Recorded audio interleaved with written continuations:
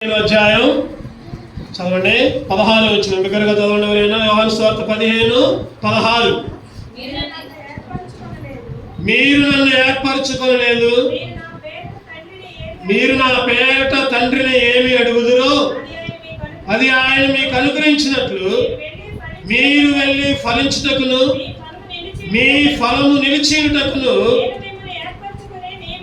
నేను మిమ్మల్ని ఏర్పరచుకొని నియమించితిని. నేను మిమ్మల్ని ఏర్పరచుకొని నియమించితిని. ఒకప్పుడు ఎట్లా ఉన్నామంటే ఎండిపోయిన జీవితంలో ఉన్నాం మనం. ఎండిపోయిన జీవితం నేనైనా మీరైనా ఎవరైనా సరే ఒకప్పుడు ఎండిపోయిన పరిస్థితిలో ఉన్నాం. దేవుడు ఏం చేశాడంటే ఫలింపజేశాడు. ఆ రోజు అంజూరపు చెట్టు దగ్గర పోయి చూసి అన్నారు కదా. మార్క్స్ వార్త 11 అధ్యాయం చదవండి. మార్క్స్ వార్త 11 12 వచ్చిన చదవండి ఒకసారి. మార్క్స్ వార్త 11:12 మరునాడు వారు బేతనియా నుండి వెళ్ళుచుండగా ఆయన ఆకలి కొని ఆకులు గల ఒక అంజూరపు చెట్టును దూరం నుండి చూచి దాని మీద ఏమైనా దొరుకునేమో అని వచ్చాను. దాని ఎద్దకు వచ్చి చూడగా ఆకులు తప్ప మరేమీ కనపడలేదు. ఏలైనగా అది అంజూరపు పండ్ల కాలము కాదు. అందుకు ఆయన ఇక మీదట ఎన్నటికి నీ పండ్లు ఎవరో తినకుందురు గాక అని చెప్పాను. ఇది ఆయన శిష్యులు. అంజూరపు చెట్టును చూస్తే ఎండిపోయింది. నిజంగా ఈరోజు మనం కూడా ఎండిపోయి ఉన్నాం ఒకప్పుడు. మరి మీరు ఎండిపోయారా లేదో తెలియదు, కానీ నేనైతే బాగా ఎండిపోయి ఉన్నా. మా యవ్వన కాలదశలో మేము కాలేజీ చదువుకున్న టైంలో మా అమ్మగారు మా నాన్నగారు మా గురించి ఎంతో ప్రార్థన చేసి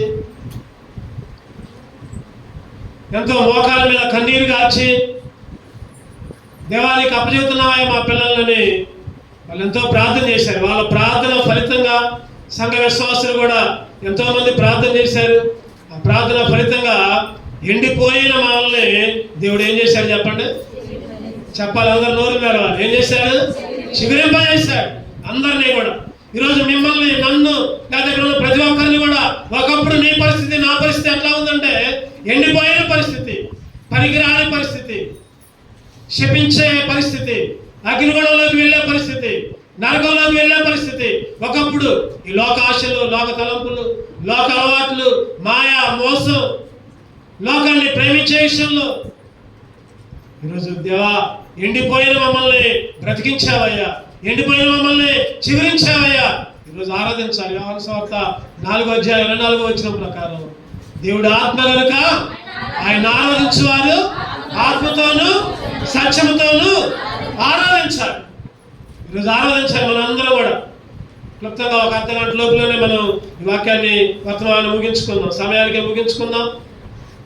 కాబట్టి ఎండిపోయిన వాళ్ళని చిగురింపజేశాడు కాబట్టి ఆత్మతో సత్యముతో చదవండి బిగ్గరగా మాట. యోహాను సువార్త దేవుడు ఆత్మ కనుక ఆయనను ఆరాధించువారు ఆత్మతోను సత్యముతోను ఆరాధించవలను. ఆత్మతోను సత్యముతోను. ఎందుకు ఈ మాట రాయబడిందంటే కొంతమంది పెదాలతో ఆరాధిస్తారు, కొంతమంది పెదాలతో దేవా దేవా అంటారు, కొంతమంది పెదాలతో ప్రభువా ప్రభువా అంటారు. ఎప్పుడు ఆ క్షణం వరకే, లేకపోతే ఆ గంట వరకే, లేకపోతే ఆ రోజు వరకే, లేకపోతే పలానా కష్టం వచ్చిందా ఆ టైం వరకే. కానీ ఈరోజు దేవుడు అంటున్నాడు కదా, ఆయన ఆరాధించే వాళ్ళు ఆత్మతో సత్యముతో జీవితకాలం మొత్తం. ఎప్పుడు దాకా చెప్పండి? ఒక ఆదివారం కాదు, లేకపోతే సోమవారం కాదు, లేకపోతే ఒక రోజు కాదు, క్రిస్మస్ పండుగ అప్పుడు కాదు, జనవరి 1 అప్పుడు కాదు, లేకపోతే గుడ్ ఫ్రైడే ఈస్టర్ అప్పుడు కాదు, లేకపోతే 20 రోజులు, 30 రోజులు, లేకపోతే 40 రోజులు, రకరకాల అటువంటి పరిస్థితుల్లో కాదు. నువ్వు ఎప్పుడైతే ఒక తీర్మానం తీసుకున్నావో, ఎప్పుడైతే దేవుని అంగీకరించావో, ఎప్పుడైతే రక్షణ పొందావో, చనిపోయేదాకా జీవితకాలం మొత్తం ఎట్లా ఆరాధించాలి చెప్పండి? ఆత్మతోనూ సత్యంతో. ఈరోజు కొంతమందిని చూద్దాం పరిశుద్ధ గ్రంథంలో. ఎండిపోయిన వాళ్ళు ఎవరున్నారు? వాళ్ళు ఎట్లా ఫలింపజేశారు? దేవుడు వాళ్ళని ఎట్లా ఫలింపజేశాడు? అందరికీ తెలిసిన మాటలే అయినా కానీ దేవుని ప్రేరేపణ కొరకు కొన్ని మాటలు చూద్దాం.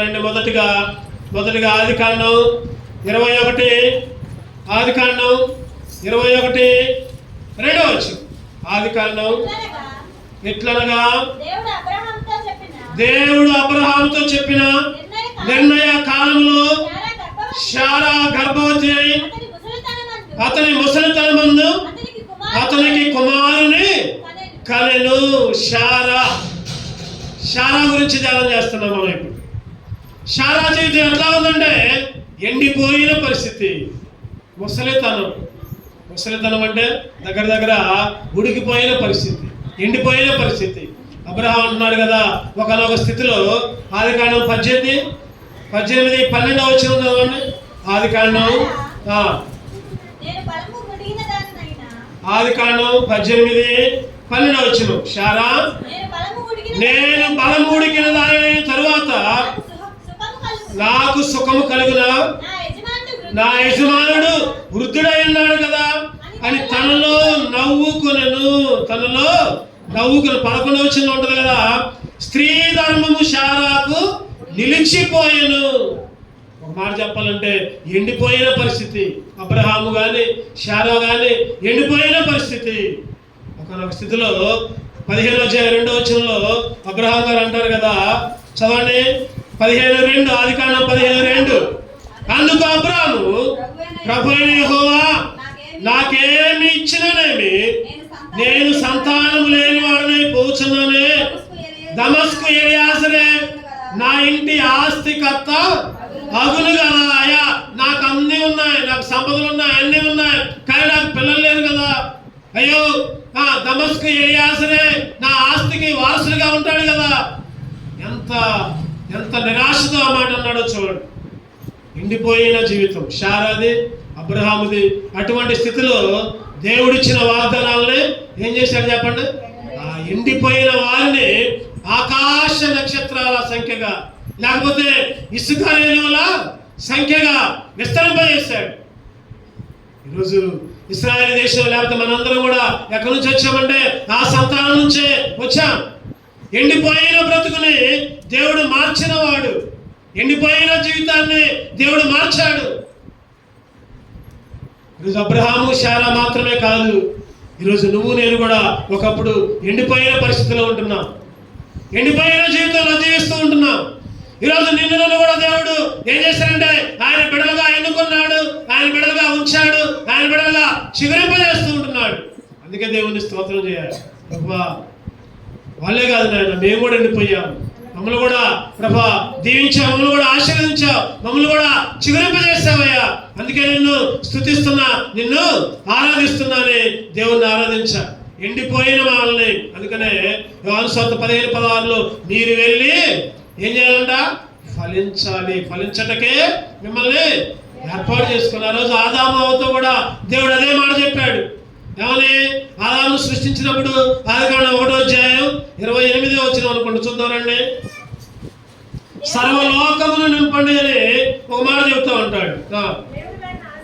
దేవుడు వారిని ఆశీర్వదించను ఎట్లనగా మీరు ఫలించి అభివృద్ధి పొంది విస్తరించి భూమిని నిండించి దానిని లోపరుచుకోండి, ఫలించండి. ఈరోజు దేవుడు నిన్ను నన్ను కూడా ఫలింపజేశాడు, ఫలించండి అంటున్నాడు. ఇంకా నూతన ఆత్మను తీసుకుని వచ్చి ఇంకా ఫలాలు ఇవ్వండి. చెప్పండి, ఒక చెట్టు వేసామనుకోండి, మామిడి చెట్టు. ఆ చెట్టు నుంచి మనం ఏం ఆశిస్తాం? చెప్పండి, ఏం ఆశిస్తాం? ఆశిస్తా ఉంటాం కాయలు సంవత్సరం. ఇంకా రావాలి, ఇంకా ఫలించాలి. ఈరోజు ఎండిపోయిన వాళ్ళు కూడా దేవుడు దీవించాడు, ఆశీర్వదించాడు. ఇంకా ఫలించండి. ఈరోజు మనల్ని కూడా దేవుడు ఫలింపజేస్తూ ఉన్నాడు. అందుకనే దేవుణ్ణి ఆరాధించాలి. మొదటిగా అబ్రహాము శారా ఎండిపోయిన స్థితి నుంచి దేవుడు చిగురింపజేశాడు. చూద్దామండి రెండో వ్యక్తిని చూద్దామండి. రూతు గ్రంథం 1వ అధ్యాయం అన్నీ తెలిసిన మాటలే, మళ్ళీ ఒకసారి గుర్తు చేసుకుందాం. రూతు గ్రంథం 1వ అధ్యాయం 1వ వచనం చదవండి. న్యాయాధిపతులు ఏలిన దినములందు దేశంలో కరువు కలగగా యోధా బెత్లెహేము నుండి ఒక మనుష్యుడు తన భార్యను తన ఇద్దరు కుమారులను వెంట పెట్టుకుని మోయాబు దేశంలో కాపురం ఉండుటకు వెళ్ళిన ఆ మనుషుని పేరు ఏం పేరు చెప్పండి? ఎలీమెలకు. అతని భార్య పేరు నయోమి. కుమారుల పేర్లు మహ్లోను, కిలియో. ఎక్కడి నుంచి పోయారు వాళ్ళు? బెత్లెహేము నుంచి. కరువు వచ్చింది, కష్టం వచ్చింది, ఇబ్బంది వచ్చింది. ఈ రోజుల్లో మన జీవితాల్లో కూడా ఒకసారి కష్టాలు వస్తాయి, కరువులు వస్తాయి, ఇబ్బందులు వస్తాయి. అంత మాత్రాన మందిరాన్ని విడిచి వెళ్ళకూడదు, లేకపోతే దేవుణ్ణి విడిచి వెళ్ళకూడదు. ఈరోజు అందరి జీవితాల్లో కష్టాలు వస్తాయి, భాగమే. కష్ట సుఖాలు అనేవి భాగమే. మన జీవితమే సుఖానికి దుఃఖానికి నిలయం. 10వ తరగతి హిందీలో పాట ఉంటుంది, సుఖ దుఃఖాలు. మేము చదువుకునేటప్పుడు ఉంది, మరి ఇప్పుడు ఉందో లేదో కానీ సుఖ దుఃఖాల పాఠం. సుఖము దుఃఖాల కలయిక మానవుల జీవితం. ఈరోజు దేవుని దగ్గర నుంచి కష్టం వచ్చిందని పారిపోకూడదు. ఎలీమెలెకు ఏం చేశారంటే కరువు వచ్చిందని వెళ్ళిపోయాడు మోయాబు దేశానికి, దూర ప్రాంతానికి. దేవుని ఇల్లు నుంచి వదిలిపెట్టి సైతాన్ ఇంట్లోకి పోయాడు. ఒక మాట చెప్పాలంటే ఎలీమెలెకు, నయోమి, తర్వాత మహ్లోను, కిలియో పోయారు. ఏమైపోయింది? ఎండిపోయారు వాళ్ళు కూడా. ఎట్లా ఎండిపోయారు చెప్పండి? ఇద్దరు కొడుకులు ఫస్ట్ పోయినప్పుడు బాగానే సంపాదించుకొని ఉంటారు. 1 నెల 2 నెలలు 1 సంవత్సరం అనుకుంటారు కదా, అబ్బా బాగా డబ్బులు వస్తున్నాయిలే, మంచి పని చేసిన మనం అనుకుని ఉంటారేమో. బైబిల్లో రాయబడలేదులే కానీ అనుకుని ఉంటారేమో. బాగా ఉంది, హ్యాపీగా జీవితం. ఈరోజు చాలా మంది కూడా దేవుని మందిరాన్ని విడిచి ఎక్కడికెక్కడికో వెళ్ళి ఏదేదో చేస్తూ ఉంటున్నారు. ఇక దేవుడితో మాకు పనేంటి అని అనుకుంటున్నారు. ఇంకా దేవుడు ఎందుకు మాకు అనుకుంటున్నారు? హ్యాపీగా ఉన్నాంలే. ఈరోజు హ్యాపీగానే ఉండొచ్చు, కానీ తర్వాత రానయ్య దినాలు ఏమి జరుగుతుందో తెలియదు మనకి. అదే జరిగింది ఇక్కడ. ఎలీమెలెకు చనిపోయాడు, ఇద్దరు కొడుకులు కూడా చనిపోయారు, ఎండిపోయారు పరిస్థితి. 3 విధవరాళ్ళు అక్కడ. ఒకే ఇంట్లో 3 విధవరాళ్ళు ఉన్నారు. 2 కోడళ్ళు ఉన్నారు. అత్త నయోమి, చెప్పండి పేరు చెప్పండి. Ruth, Orpah, Naomi. Ruth, Orpah. ఈ 3 కూడా ఎంతో బాధాకరమైన పరిస్థితి, ఎండిపోయిన పరిస్థితి. అటువంటి స్థితిలో నయోమి ఒక నిర్ణయానికి వచ్చింది. ఏ నిర్ణయం? మరలా తిరిగి బెత్లెహేము వెళ్తాను, మరలా తిరిగి నా దేశానికి వెళ్తా, నా దేవుడి దగ్గరికి వెళ్తా.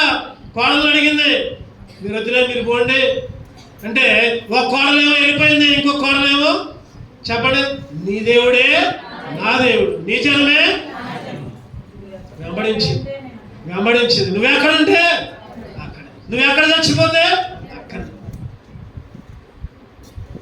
ఈరోజు కోడలైనా అత్తలైనా దేవుని దగ్గరికి రావాలి. దేవుడు ఎక్కడుంటే అక్కడికి రావాలి. ఒక్కొక్క అత్త ఏమో వద్దంటది, ఒక్కొక్క కోడలేమో వద్దంటారు. లేదా ఒక కోడలు పోమంటే ఒక అత్త పోదామంటే కోడలు వద్దంటది, కోడలు పోదామంటే అత్త వద్దంటది.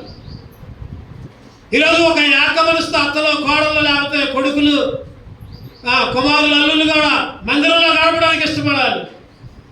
వచ్చారు, మందిరంలోకి వచ్చారు, దేవుని సన్నిధికి వచ్చారు.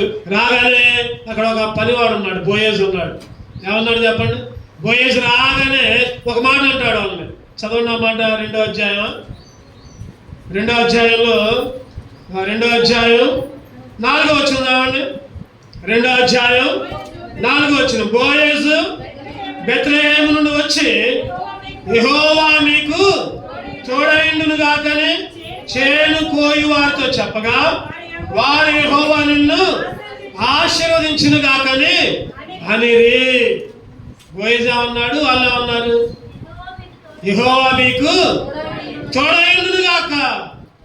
వాళ్ళు ఏమన్నారు చెప్పండి? యెహోవా మిమ్మును. అందరు గట్టిగా చెప్పాలి. నేను చెబుతున్నా ఇప్పుడు, మీకందరికి యెహోవా తోడుగా ఉండును గాక. మీరు కూడా అందరు చెప్పండి, నాకు అందరు చెప్పాలి. ఈ మాట వల్ల ఆశీర్వాదాలు పొందుకోవాలి. నా మాట వల్ల మీరు కూడా ఆశీర్వాదాలు పొందుకోవాలి. దేవుడు తోడుగా ఉండాలి. ఈరోజు చక్కని శుభవచనాలు. యెహోవా మీకు తోడుగా ఉండును గాక, యెహోవా మిమ్మును ఆశీర్వదించును గాక. ఎండిపోయిన స్థితిలో నుంచి రూతుతో అంటాడు, అమ్మా ఎక్కడికి పోవద్దమ్మా, ఎక్కడికి పోవద్దు, ఇక్కడనే ఉండు, ఇక్కడ నీకు అన్ని సమృద్ధిగా ఉంటాయి. అక్కడనే ఉంది, అక్కడనే కాసుకొని ఉంది, అత్త దగ్గరే ఉంది, ఆ బోయే పొలంలోనే ఉంది. చివరికి పొలానికి ఏమైపోయింది చెప్పండి? వారసురాలు, యజమానురాలు అయిపోయింది. బోయజు సంపాదించుకున్నాడు. 4వ అధ్యాయంలో ఒక మాట ఉంటుంది, చూద్దారండి. 4వ అధ్యాయం 10వ వచనం చివరి భాగం చూద్దారండి. నేను మహలోను భార్య అయిన రూతు అను మోయాబీరాల్ని సంపాదించుకొని పెళ్లి చేసుకొచ్చున్నాను. చూడండి ఎంత చక్కటి మాట చూడండి. రూతు అను మోయాబీరాల్ని. ఈరోజు రూతు లాంటి పరిస్థితి నీది నాది. నువ్వు నేను మోయాబీలు, దేవునికి దూరంగా ఉన్నావు, వ్యభిచారులు, దుర్మార్గులు, దుష్టులు, పనికిరాని వాళ్ళు. ఈరోజు యేసుక్రీస్తు బోయజునే, యేసుక్రీస్తు నీ కొరకు నా కొరకు ఈ లోకానికి వచ్చి, బోయజు అయితే రూతు కొరకు కొద్ది డబ్బులు ఇచ్చాడేమో, లేదా పొలాన్ని విడిపించాడేమో, కానీ మన పరమ తండ్రి అయిన మన యేసుక్రీస్తు నీ కొరకు నా కొరకు ఈ మోయాబులో నివసించే నిన్ను నన్ను విడిపించడానికి ఆయన రక్తాన్ని కార్చాడు, విలువైన రక్తాన్ని కార్చాడు. శిలువలో అప్పచెప్పుకున్నాడు, తను తానే అర్పించుకున్నాడు, బలి అయ్యాడు. నిన్ను నన్ను ఏం చేశాడు చెప్పండి? సంపాదించుకున్నాడు. అందుకనే స్వరక్తము చేత సంపాదించుకున్న జనం. ఈరోజు నీకు నాకు ఒక పేరుంది. ఏంటంటే ఆ పేరు స్వరక్తము చేత, యేసుక్రీస్తు స్వరక్తము చేత సంపాదించుకున్న జనం. మీరు మీ సొత్తు కాదు, విలువబడి కొనబడిన వారు, విలువ పెట్టి కొనబడిన వారు. దేంతో విలువ పెట్టి కొన్నాడు? ఆయన పరిశుద్ధమైన అమూల్యమైన గొర్రెపిల్ల రక్తం. ఈరోజు ఎండిపోయిన జీవితాలు, ఇక ఎందుకు పనికిరావు అనుకున్న జీవితాలు మరలా యేసుక్రీస్తు వంశానికి కారకులయ్యారు. బోయజు, రూతు. నిజంగా దేవుడు మన జీవితాన్ని మార్చే దేవుడు. దేవుడు మన జీవితాలనే మార్చే దేవుడు. ఎండిపోయిన మనల్ని మార్చే దేవుడు, చిగురింపజేసిన దేవుడు. అబ్రహాము, శారా. చెప్పండి, ఎటువంటి పరిస్థితులకు తీసుకుని వచ్చారంటే విశ్వాసులకు తండ్రి. విశ్వాసులకు భూమి మీద ఎంతమంది విశ్వాసులు ఉన్నారు, అందరికీ తండ్రి అంట. ఈరోజు రూతు బోయజును మన ఎండిపోయిన స్థితి, మోయాబీరాల్ని. అందుకనే ఇందాక ఆంటీ ఒక చక్కటి పాడబాడు. ఏంటిదండి? కథ మొత్తం. ఈరోజు నీ కథ, నా కథ అయితే ఒకలాగుంది. నా కథ మొత్తం మార్చాడు దేవుడు, నా కథ మొత్తం మార్చాడు. ఈరోజు మీ కథలు కూడా దేవుడు మార్చాడు. దేవుని ఆజ్ఞ లేకపోతే ఏది కూడా జరగదు. ఆయన తోడుంటే చాలు. ఆయన తోడుంటే అపవాదం ఏమనుకుంటుందంటే, అబ్బా వీళ్ళని కీళ్ళలోకి నెట్టాలి, వీళ్ళని ఇబ్బందుల్లోకి నెట్టాలి, వీళ్ళకి కష్టాలు వచ్చాయిలే, వీళ్ళని ఇక మందిరానికి పోరలే, దేవుని వదిలిపెడతారులే. నీ గురించి నా గురించి అపవాది మన కష్టాలు ఇచ్చి సంతోషపడింది. ఈరోజు మన జీవితంలో కూడా కథ మొత్తం మార్చాడు. నీ ఆజ్ఞ లేనిదే ఏదైనా జరుగునా, నీ కంచె దాటుట శత్రువుకు సాధ్యమా. నీ ఆజ్ఞ లేనిదే ఏదైనా జరుగునా, నీ కంచె దాటుట శత్రువుకు సాధ్యమా. మా దేవా నీవే మా తోడుంటే అంతే చాలును. అపవాది తలచిన కీడులన్నీ మేలైపోను. మా దేవా నీవే మా తోడుంటే అంతే చాలును. అపవాది తలచిన కీడులన్నీ మేలైపోను. ఏమైనా చేయగలవు, కథ మొత్తం మార్చగలవు. ఏమైనా చేయగలవు, కథ మొత్తం మార్చగలవు. నీ నామముకే మహిమంతా తెచ్చుకొను. నీ నామముకే మహిమంతా తెచ్చుకొను. యేసయ్యా యేసయ్యా నీకే సాక్ష్యము. యేసయ్యా యేసయ్యా నీకే సాక్ష్యము. నా కథ అయితే మొత్తం మార్చాడు దేవుడు.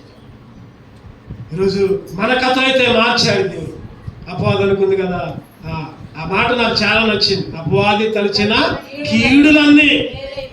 ఈరోజు మన జీవితాల్లో అపవాది అనుకుంటుంది కదా, చిన్న కష్టం తెచ్చి అబ్బా ఇలా పని అయిపోయిందిలే, అపవాది తలను చితకదొక్కిన దేవుడు మన దేవుడు. మన దేవుడు మన యేసయ్య తొక్కడమే కాదు, ఈరోజు మన కాళ్ళ కింద కూడా చితకదొక్కించిన దేవుడు. అపవాది మాత్రం యేసుక్రీస్తు మాత్రమే తొక్కడం కాదు, నిన్ను కూడా తొక్కినాడు చేశాడు.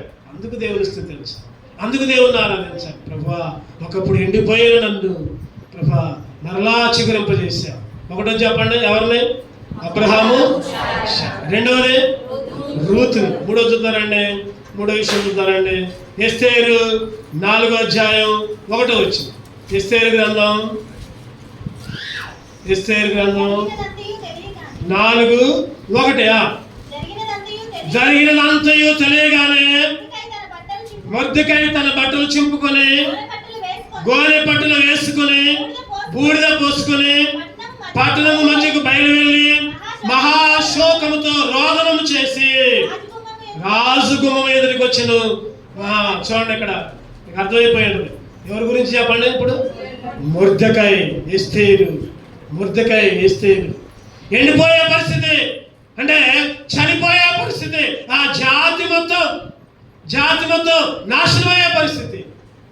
ఎందుకు చెప్పండి? ఎందుకు జాతిని నాశనం చేద్దాం అనుకున్నాడు?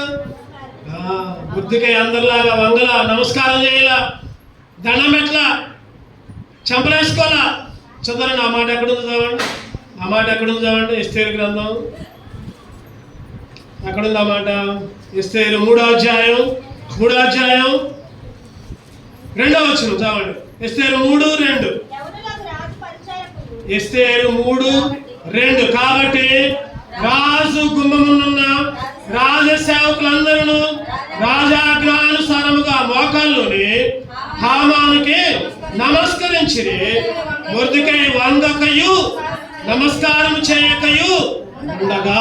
మొర్దెకై వంగల, చెప్పండి, ఏం చేయాల? నమస్కారం చేయలా. కోపం పెట్టుకొని జాతి మొత్తాన్ని నాశనం చేద్దామని ఒక తాకీదునే రాజు దగ్గర పోయి ఒక తాకీదునే రెడీ చేశాడు, ముద్ర వేయించాడు. అటువంటి పరిస్థితుల్లో ఆ జాతి మొత్తం నాశనమయ్యే పరిస్థితుల్లో ఇక జరిగిన కథ మొత్తం రాజుకి నిద్ర పట్టలేదు. ఆ పుస్తకాలు తెచ్చి చదవటం, ఎవరు చేశారని మళ్ళీ మొర్దెకైని పిలవటం, హామాన్ని పిలవటం, సన్మానం చేయమంటాం. చివరికి ఎటువంటి పరిస్థితి వచ్చిందంటే ప్రధానమంత్రి అయ్యాడు. 10వ అధ్యాయం చివరి అధ్యాయం అనుకుంటా, చదవండి అన్నమాట. ఎస్తేరు 10:3.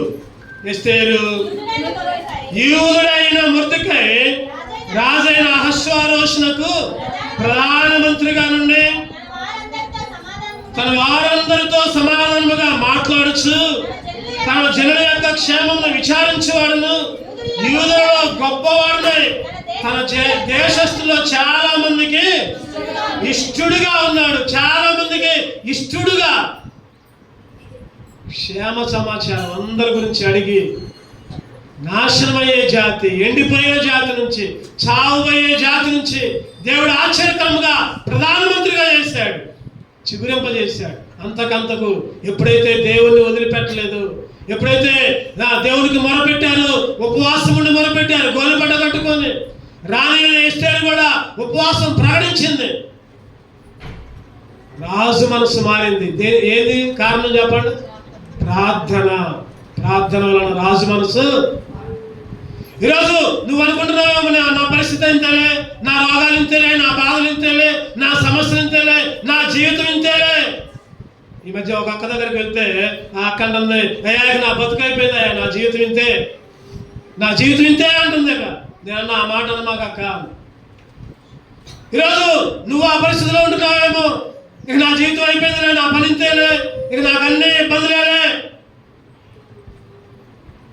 ఈరోజు అనుకుంటూ ఉంటుంటే దేవుడు అంటున్నాడు, ప్రార్థన చేయి, నిన్ను నేను చిగురింప చేస్తా.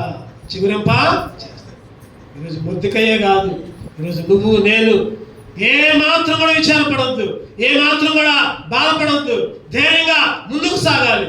దేవుళ్ళు ఎప్పుడైతే సాగుతామో ఎండిపోయిన జీవితాన్ని మార్చే దేవుడు. ఇంకో వ్యక్తిని చెప్తారండి, ఇంకో వ్యక్తిని. యోబు గ్రంథం 1వ అధ్యాయం. నేను అర్ధగంటే ప్రసంగం చెబుదామని అనుకున్నా, అందుకనే క్లుప్తంగా చెప్పుకుందాం, సమయం చాలా ముఖ్యం. యోబు గ్రంథం ఒకటి యోబు గ్రంథం 1వ అధ్యాయం 13వ వచనం చదవండి.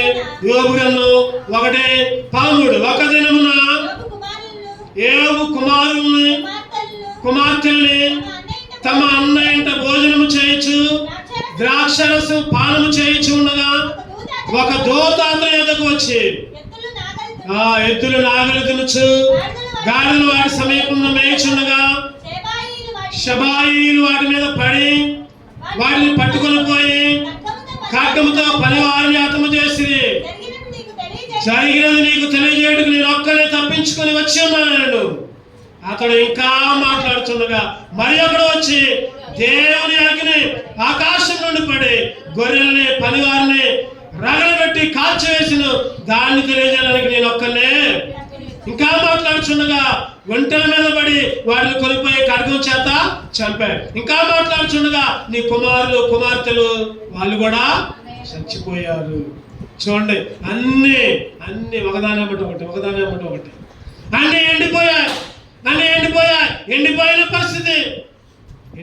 పరిస్థితి. అటువంటి స్థితిలో ఆ దేవుడు యోబు జీవితాన్ని కూడా చిగురింపజేశాడు. ఇక జరిగింది మొత్తం మనకు తెలుసు. జరిగింది మొత్తం భార్య అంటది కదా, ఎందుకయ్యా ఇంకా చావరాదు. ఏమంటారు చెప్పండి? యోబు గారు ఏమంటారు? మూర్ఖురాలు మాట్లాడినట్లు మాట్లాడద్దు. మూర్ఖురాలు మాట్లాడుతున్నట్లు యెహోవా ఇచ్చెను యెహోవా తీసుకుని పోయాను. ఆయన నామములకే యెహోవా ఇచ్చెను యెహోవా తీసుకొనును ఆయన నామము నాకే స్తుతి కలుగును గాక.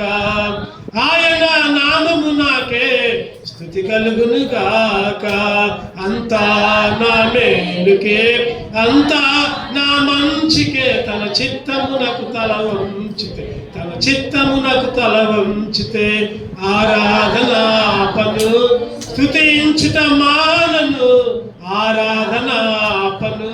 స్తుతించుట మానను. స్తుతించుట మానను. నేనెల్లప్పుడు యెహోవాను సన్నుతింతును. నిత్యము ఆయన కీర్తి నా నోట నుండును. నేనెల్లప్పుడు యెహోవాను. నిజంగా ఈ మాట అడగలుగుతున్నాం మనం. ఏదైనా కష్టం వస్తే యెహోవా ఇచ్చెను యెహోవా. నిజంగా ఆ మాట అనే వాళ్ళగా ఉండాలి. యోబు గారు అదే నేర్పారు మనకి. యెహోవా ఇచ్చెను యెహోవా. స్నేహితులు వచ్చారు, అయా నువ్వు ఏదో తప్పు చేసావు, ఏదో పాపం చేసావు, అందుకనే నీకు అట్టయింది.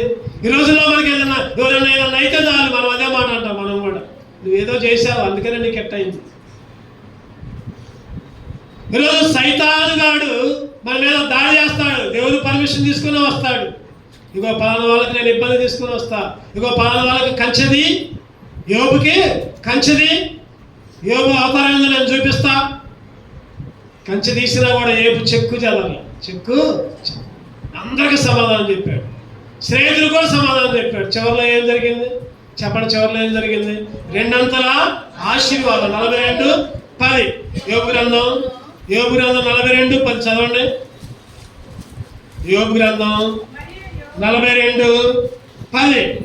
మరియు యోబు తన స్నేహితుల నిమిత్తము ప్రార్థన చేసినప్పుడు యెహోవా అతని క్షేమ స్థితిని మరలా అతనికి దయచేసిన. యెహోవా క్షేమ స్థితిని మరలా అతనికి ఇంకా ఉంది కింద. మరియు యోబునకు పూర్వము కలిగిన దానికంటే 2 అంతలు అధికముగా. ఎండిపోయిన పరిస్థితి. కొడుకులు లేరు, కుమార్తెలు లేరు, లేకపోతే పశువులు లేవు, అన్నీ పోయాయి. ఎండిపోయిన పరిస్థితి.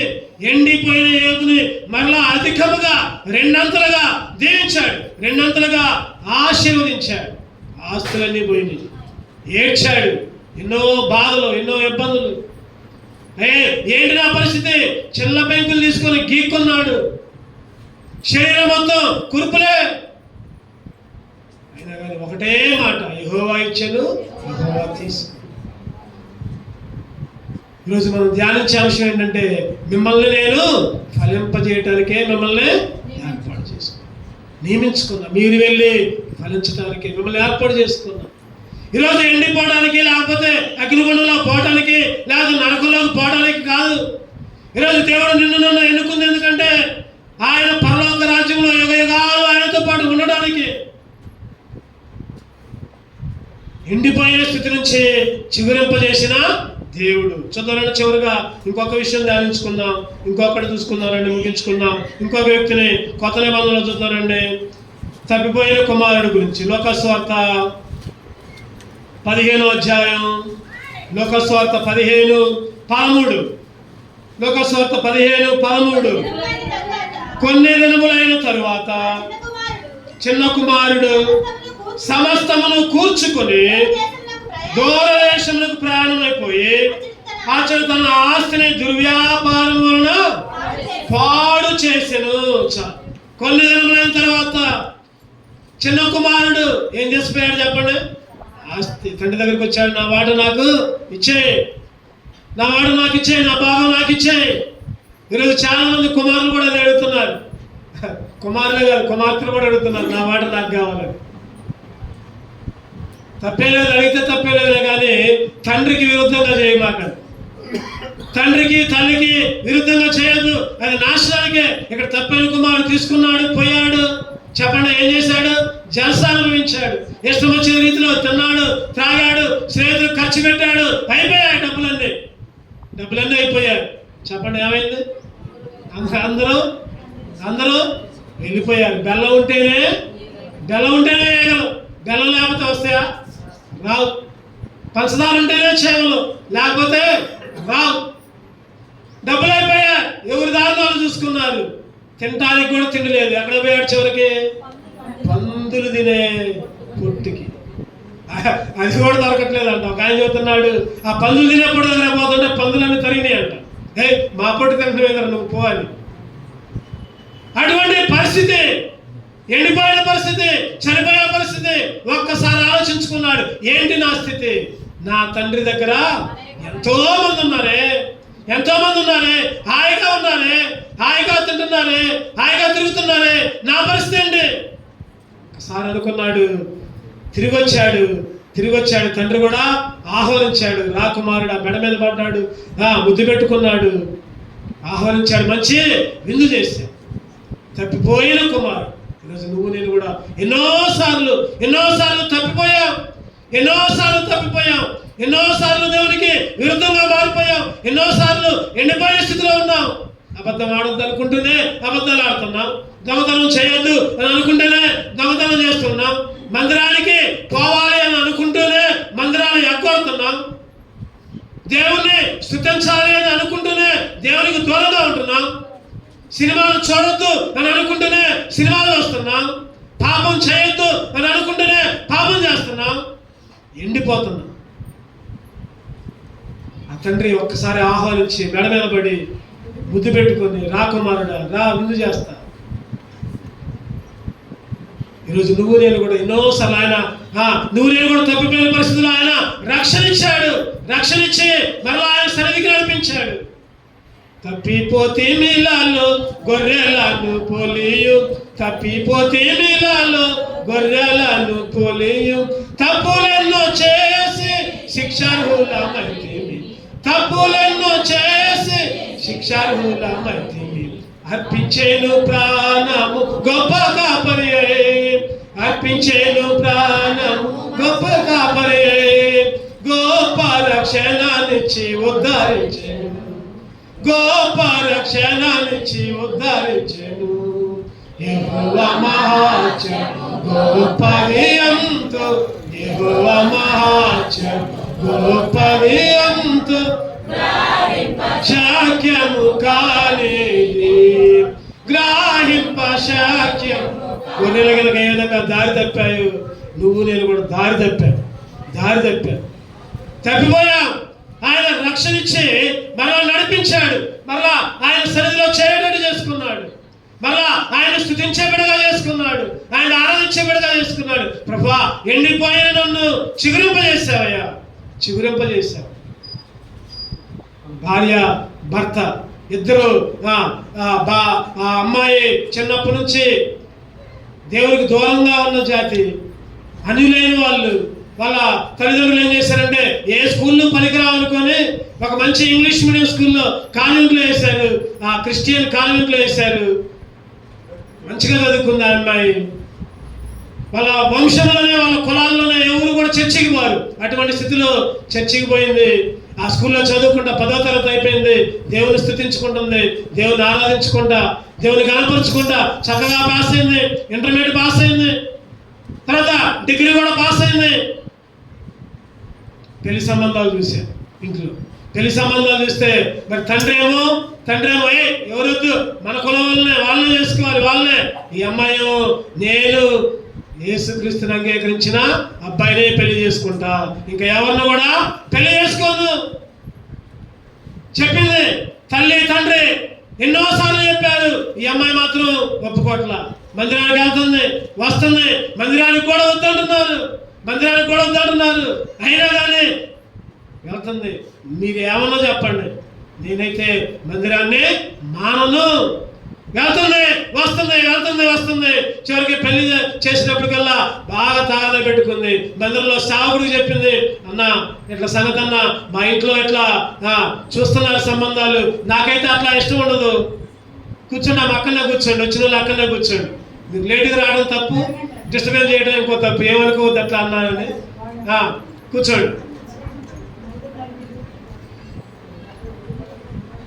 ఆ సాగుడు కదా, ఏం కాదమ్మా, ప్రార్థన చేద్దాం. చక్కగా ప్రార్థన చేశారు. ఒక అబ్బాయి మంచి విశ్వాసి, తక్కువ కులమే అయినప్పుడు కూడా విశ్వాసి, రక్షణ పొందాడు.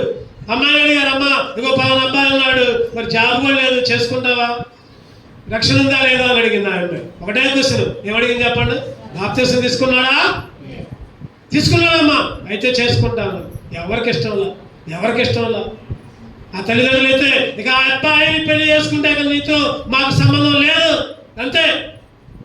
చివరికి ఎదిరించి చేసుకుంది. ధైర్యంగా ఉన్నారు, వెలివేశారు. ఒక పరిస్థితిలో వెలివేశారు. అటువంటి స్థితిలో ఒక చిన్న ఇల్లు తీసుకొని డబ్బులున్నా లేకపోయినా ఆ విధంగానే చిన్న పనులు చేసుకుంటూ జీవిస్తూ ఉంటున్నారు. అటువంటి స్థితిలో ఆ అబ్బాయికి అనుకోకుండా హార్ట్ స్ట్రోక్ వచ్చింది. డబ్బులు కావాల్సి వచ్చింది ఆపరేషన్కి. అటువంటి స్థితిలో ఎవరిని అడిగినా కూడా అందరూ కూడా హెల్ప్లెస్. తల్లిదండ్రులు అన్నారు కదా, నీకు ఇంతే కావాలి, మేము చెప్పిన మాట ఇలా నువ్వు, నీకు ఇంతే కావాలి. అటువంటి స్థితిలో ఆ అమ్మాయి భర్తను తీసుకొని వచ్చి మందిరంలోకి వచ్చి ప్రార్థన చేసింది. అన్న ప్రార్థన చేయండి అన్న, సంఘంతో రిక్వెస్ట్ చేసింది. అందరూ కూడా ప్రార్థన చేయండి మా కొరకు. చేశారు, ప్రార్థన చేశారు. పలానా రోజు టెస్ట్కి రమ్మన్నారు, మళ్ళీ పోయారు, టెస్ట్ కోసం పోయారు. అంతకుముందేమో ఆపరేషన్ చేయాలి అన్నారు.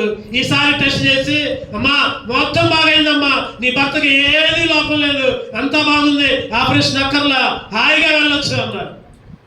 చూడండి ఎంత సంతోషం. చూడండి, అందరూ ఆ తల్లిదండ్రులు అనుకున్నారు, లేకపోతే బంధువులు అనుకున్నారు, ఇక చివరికి మా దగ్గరికే వచ్చిందిలే అనుకున్నారు. కానీ దేవుడు ఏం చేశాడంటే, చెప్పండి, దేవుడు ఏం చేశాడు? కథ మొత్తం మార్చాడు. అపవాది ఏదైతే కీడు చేసిందో ఆ కీడంతా మేలైపోయింది. వచ్చింది, సాక్ష్యం చెప్పింది. సంఘంలో వాళ్ళందరూ కూడా కన్నీటితో ప్రార్థన చేశారు. దేవుడు మన మొర ఆలకించాడు.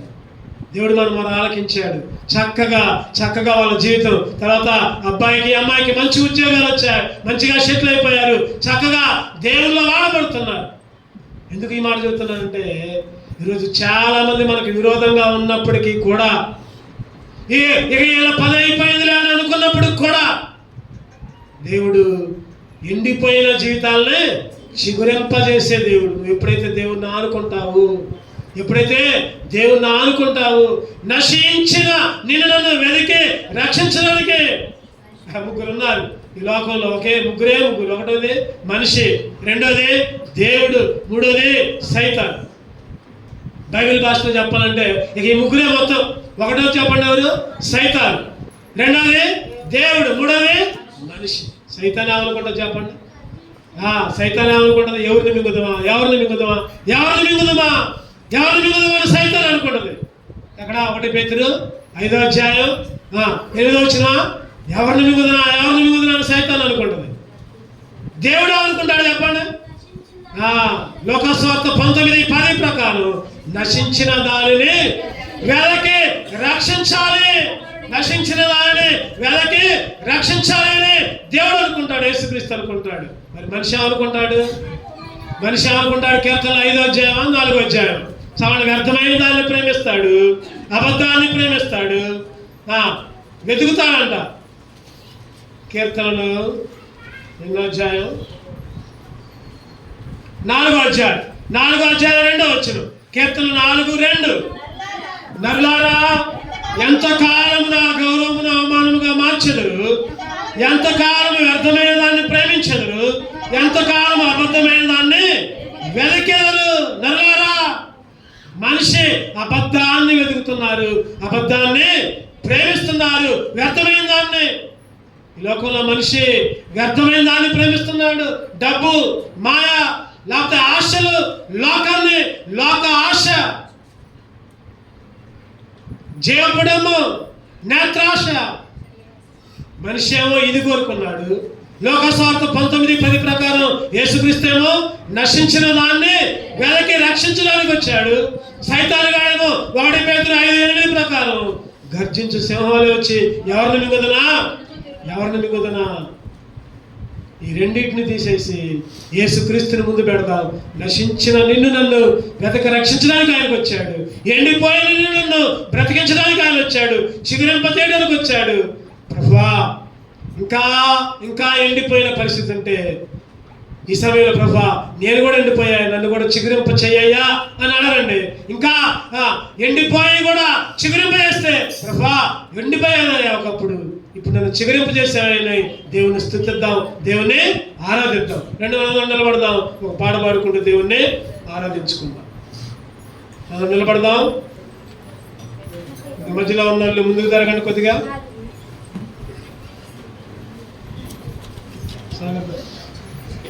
199వ పాట పాడుకో. 199 సీఎన్ గీతాల నుంచి పాట సంఖ్య 199.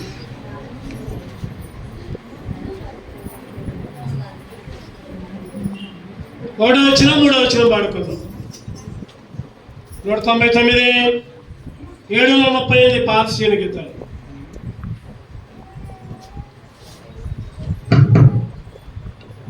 ఒకటో వచ్చిన 3వ వచనం.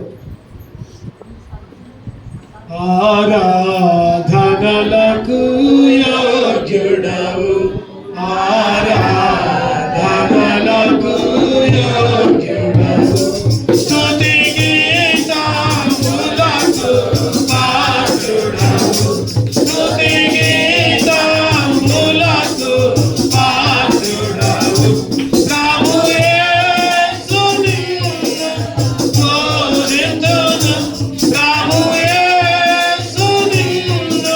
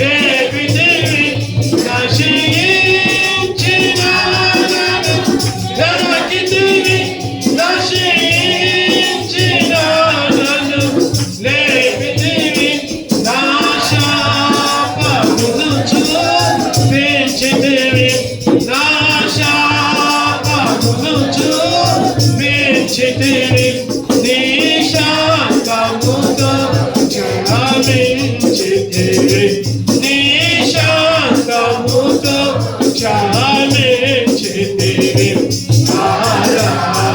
ఆరాధనలకు యోగ్యుడవు,